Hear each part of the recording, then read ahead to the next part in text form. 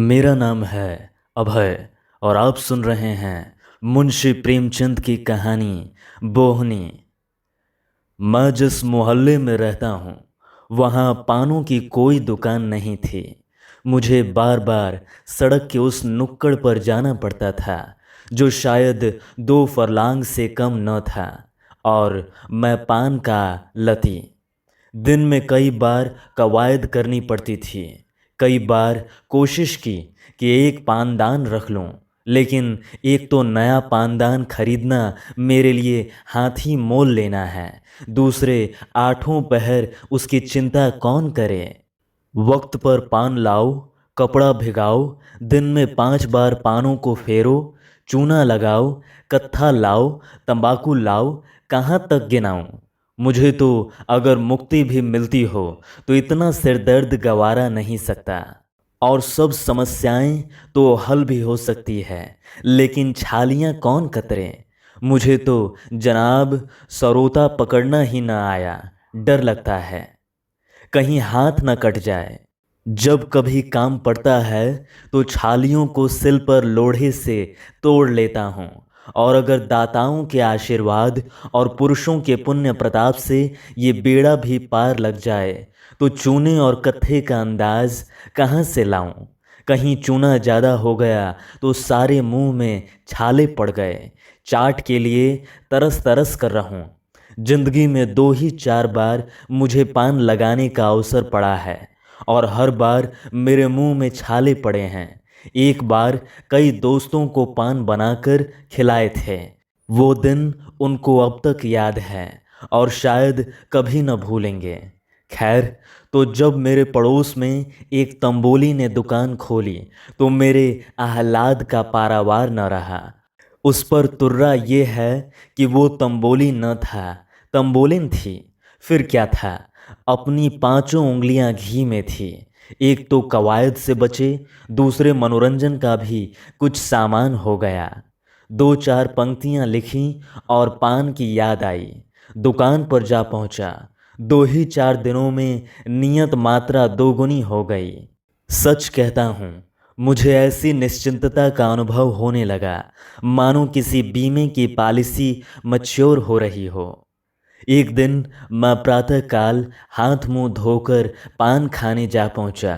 तंबोलिन मेरी ओर मुखातिब न हुई। मैं 1 मिनट खड़ा रहा, फिर भी उसने पान बनाना न शुरू किया। तब मैंने अधीर होकर कहा, क्यों, आज पान न खिलाओगी? तंबोलिन ने मुंह फेर और सिर झुकाकर कहा, बाबूजी, थोड़ी देर में फिर आइएगा, अभी बोहनी नहीं हुई है। मैंने जेब से पैसे खनखनाकर कहा, तो मैं उधार कब मांग रहा हूँ? 1 पैसे की बोहनी न अच्छी हो तो 2 की सही। तंबोलिन ने फिर भी सिर गड़ा लिया। मैंने देखा कि उसके कपोलों पर लाली दौड़ गई। वो हिचकती हुई बोली, बुरा न मानो बाबूजी, तुम्हारे हाथ की बोहनी अच्छी नहीं है। कल तुम्हारी बोहनी हुई, दिन भर के केवल 8 आने पैसे आए। परसों भी तुम्हारी ही बोहनी हुई थी, कुल 6 आने मिले थे। नरसों पंडित जी की बोहनी हुई थी। दोपहर तक ₹1.25 के पैसे आ गए थे। सांझ तक 3.5 की बिक्री हो गई। इसमें तो कोई संदेह ही नहीं कि दुर्भाग्य पर मेरा एकाधिपत्य है। इस क्षेत्र में मेरा कोई द्वंद्वी नहीं। लेकिन उस दिन तक मुझे न मालूम था कि मेरा दुर्भाग्य इतना सर्वव्यापी है। बहुत झेपा, अपना सा मुंह लिए लौटना ही चाहता था कि उस रमणी को मुझ पर दया आ गई। तुरंत पान बनाए और मुझे देती हुई बोली, आप आए ही हो तो बाबूजी पान खाते जाओ। भाग्य में जो कुछ होगा मिलता ही रहेगा। किसी किसी का हाथ ही ऐसा होता है।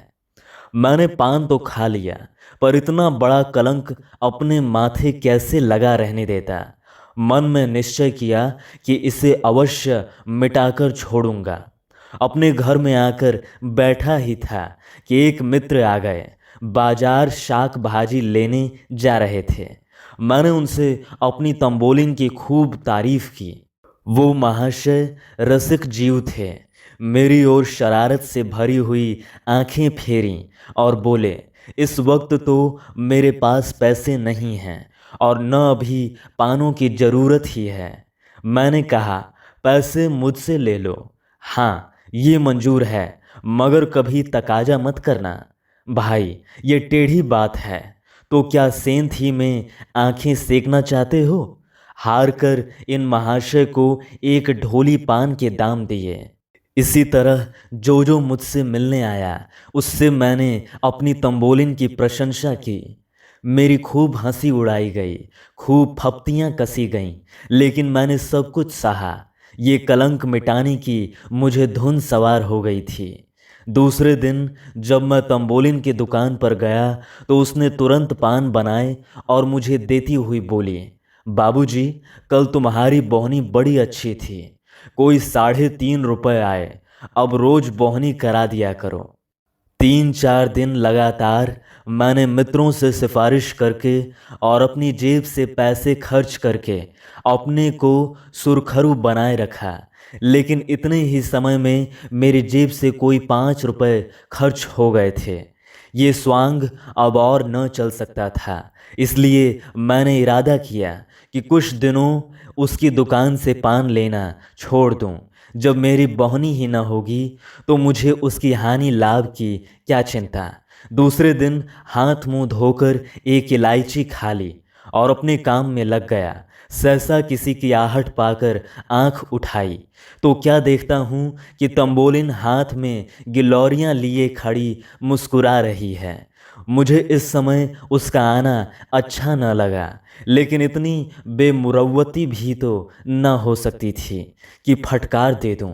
बोला, तुमने क्यों कष्ट किया, मैं तो आ ही रहा था। तंबोलिन ने मेरे हाथ में गिलौरियां रखकर कहा, आपको देर हुई तो मैंने कहा मैं ही चलकर बोहनी कराऊं। 3-4 ग्राहक खड़े हैं, मुदा मैंने अभी किसी की बोहनी नहीं की। क्या करता, गिलौरियां खाई और बोहनी कराई। जिस चिंता से मुक्त होना चाहता था वो जबरदस्ती सिर पर सवार हो गई। फिर वही बला सिर पर सवार हुई। मैंने सोचा था मेरे मित्र लोग 2-1 बार इसके यहाँ पान लेंगे तो आप परिचित हो जाएंगे, मेरी सिफारिश की ज़रूरत न रहेगी। मगर तंबोलिन शायद पानों के साथ अपने रुपए का भी कुछ मोल करती थी, इसलिए जिसने एक बार उससे पान लिए दोबारा उसकी दुकान पर न गया। हाँ, 2-1 रसिक जब अभी तक आते थे वे 1 पैसे में पान और रूप दर्शन का दोनों ही का आनंद उठाकर चले जाते थे। उस दिन मुझे अपने मुंह की लाली रखने के लिए पूरे 1.5 रुपए खर्च करने पड़े। बधिया बैठ गई। दूसरे दिन मैंने द्वार अंदर से बंद कर लिया, मगर जब तंबोलिन ने चीखना चिल्लाना और द्वार खड़खड़ाना शुरू किया तो हार कर खोलना ही पड़ा। आंखें मलता हुआ नीचे गया, जिससे मालूम हो कि आज नींद आ गई थी। फिर बोहनी करानी पड़ी और फिर वही बला सिर पर सवार हुई। शाम तक 1.5-2 रुपए का सफाया हो गया। आखिर मैंने इस विपत्ति से निजात पाने के लिए यही निश्चय किया कि ये घर छोड़ देना चाहिए। मैंने नखास में एक मकान ठीक किया और रातों रात असबाब उठवाकर जा पहुंचा। वो घर छोड़कर मैं जितना खुश हुआ शायद जेल से निकलकर कैदी भी उतना खुश न होता होगा। रात को खूब गहरी नींद सोया। सवेरा हुआ तो मुझे किसी स्वाधीन पक्षी का सा अनुभव हो रहा था। शांतिपूर्वक सिगरेट पिया, मुंह हाथ धोया, फिर अपनी चीज़ें ठिकाने से रखने लगा। महरी का अभी कोई प्रबंध न था, कोई होटल भी भोजन के लिए ठीक करना था, पर मुझे उस महान संकट पर विजय पाकर जो आनंद हो रहा था उसके सामने इन चिंताओं की कोई गिनती न थी। मुंह हाथ धोकर कोई 8 बजे नीचे उतरा। आज की हवा में भी स्वाधीनता की महक आ रही थी। खुश खुश टहलता हुआ एक दुकान पर जाकर पान खाया और जीने पर चढ़ ही रहा था कि देखा वो तंबोलिन लपकी हुई चली आ रही है। कुछ न पूछो उस वक्त दिल की क्या हालत हुई। बस यही जी चाहता था कि अपना और इसका दोनों का सिर फोड़ लूं।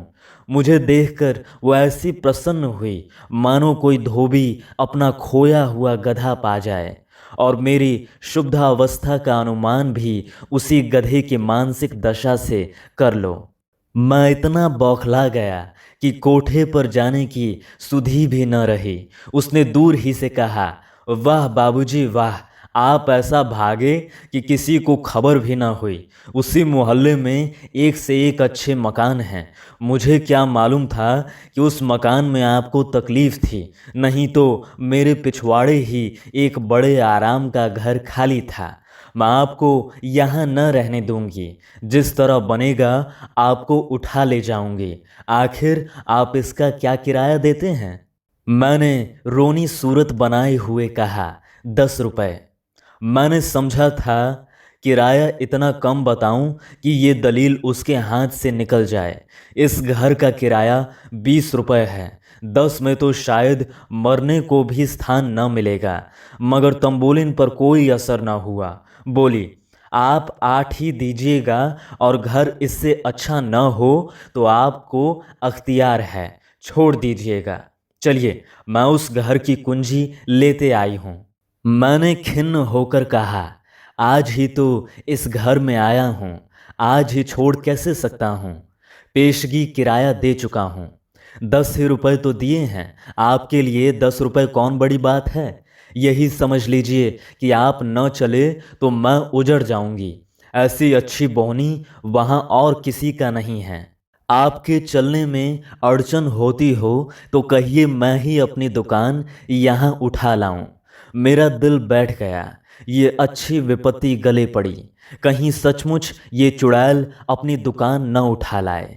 जी में तो आया कि एक फटकार सुनाऊं, पर जबान इतनी बेमुरव्वत न हो सकी। बोला, मेरा कुछ ठीक नहीं। कब तक रहूं, कब तक न रहूं? आज ही बदली हो जाए तो भागना पड़े। तुम न इधर की रहो न उधर की। उसने निश्चल भाव से कहा, आप चले जाएंगे तो मैं भी चली जाऊंगी। अभी आज तो आप जाते नहीं। मेरा कुछ ठीक नहीं है तो मैं रोज यहाँ आकर बोहनी कर लिया करूँगी। इतनी दूर रोज आओगी? हाँ, चली आऊँगी। 2 मील भी तो नहीं है। आपकी बोहनी तो हो जाएगी। ये लीजिए, गिलौरियाँ लाई हूँ, बोहनी करा दीजिए। मैंने गिलौरियाँ ली, पैसे दिए और मूर्छित सा ऊपर आकर अपने कमरे में लेट गया। अब मेरी समझ में नहीं आता कि इस मुसीबत से कैसे छुटकारा पाऊं। तब से इसी चिंता में पड़ा हुआ हूँ। अकल कुछ काम नहीं करती। सुरखरू भी रहना चाहता हूँ, बेमुरौती भी नहीं करना चाहता, और इस विपत्ति से मुक्त भी होना चाहता हूँ। अगर कोई सज्जन पाठक मेरी दयनीय दशा पर दया करके मुझे ऐसी कोई युक्ति बता दें तो जीवन पर्यंत उनका कृतज्ञ रहूँगा।